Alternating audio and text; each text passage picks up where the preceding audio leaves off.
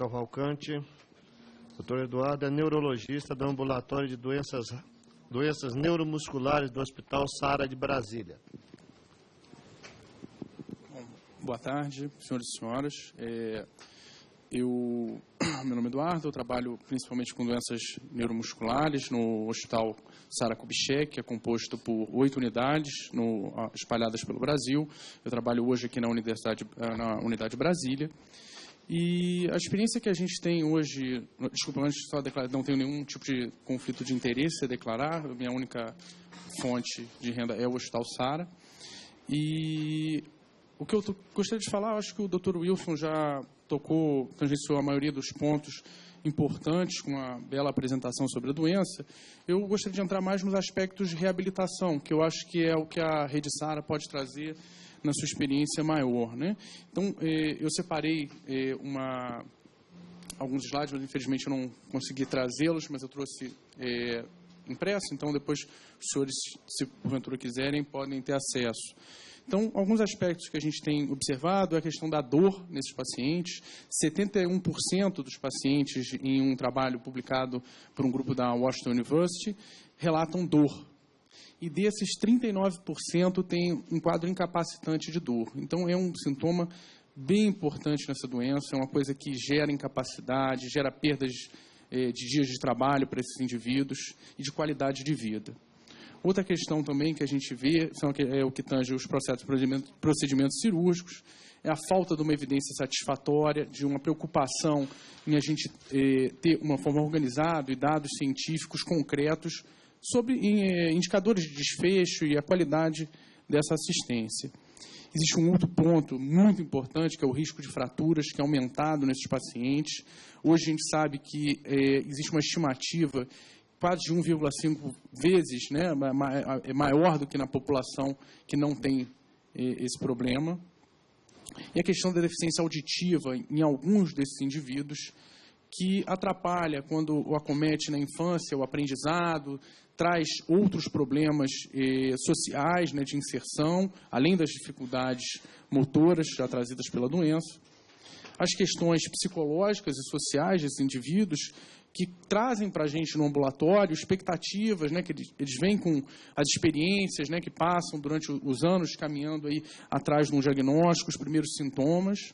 As limitações, a preocupação com essas limitações, com a perda da independência, o impacto da utilização de órteses e outros elementos de assistência.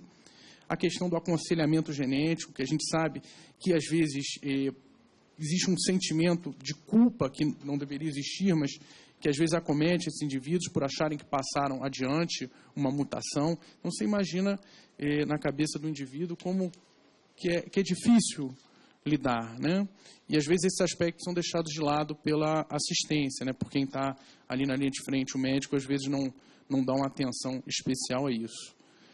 Hoje na Rede Sara a gente tem um ambulatório específico e dedicado na unidade de Brasília, hoje estruturado, composto por 3 neurologistas, 3 geneticistas, uma equipe de neurofisiologistas. A gente também dispõe de um serviço de radiologia com ressonância magnética para fazer a avaliação, que a gente tem um protocolo de doenças neuromusculares para que a gente possa acompanhar ao longo dos anos esses indivíduos e a progressão da doença, até futuramente em relação a trials e outras avaliações científicas que a gente possa fazer, seria um instrumento para a gente poder avaliar o desfecho, o quanto que, de fato, esses indivíduos se beneficiaram de uma forma concreta. A gente tem um laboratório de biologia molecular com um protocolo definido hoje. A gente primeiro avalia o indivíduo e, baseado na história, no exame físico, nos elementos complementares, a gente traça uma sequência de investigação, que em geral começa com a investigação do gene 1A, que é o mais prevalente, e depois, baseado na história, a gente pode solicitar uma mutação ou outra, ou já encaminhar esse paciente para o painel. Hoje a gente já está em fase de validação desse painel, a gente já tem alguns indivíduos com resultados prontos e identificação de mutações em pessoas que previamente não tinham um diagnóstico preciso da mutação que causava a doença feita. A gente tem para quase todas as mutações, não temos apenas algumas. A gente conta também com uma equipe multidisciplinar, porque a gente considera que o processo de reabilitação ele não é só um modelo médico, ele é um modelo da equipe como um todo. Esse indivíduo precisa de assistência da enfermagem, da fisioterapia, da fonoaudiologia, nutrição, aporte da psicologia, né, pelas questões que essa doença traz, as limitações. E a gente também tem um serviço de educação física que permite que os indivíduos com uma maior independência possam exercer suas atividades físicas dentro das suas limitações, que é uma coisa bem importante. O SARA tem um conceito, né, que a gente tenta colocar para todos os pacientes dentro das nossas limitações, que é um processo de reabilitação que ele tende a que o indivíduo aprenda a lidar com essas limitações impostas pela doença e que a gente possa explorar as potencialidades do indivíduo, né? Permitindo que ele tenha uma capacidade laboral por mais tempo, seja mudando esse indivíduo de função quando ele não mais permitir, né? A doença já tiver um estágio que não permita mais execução de tarefas laborais mais pesadas, braçais. E, além disso, a gente também tem uma linha de pesquisa hoje na mutação do tipo X1, né? Que é o gene da gap junta beta 1, e a gente tem seguido, né? Eu trouxe alguns dados desse ambulatório. Hoje a gente tem 278 pacientes com a mutação 1A diagnosticados por biologia molecular. Temos 311 contando as outras mutações.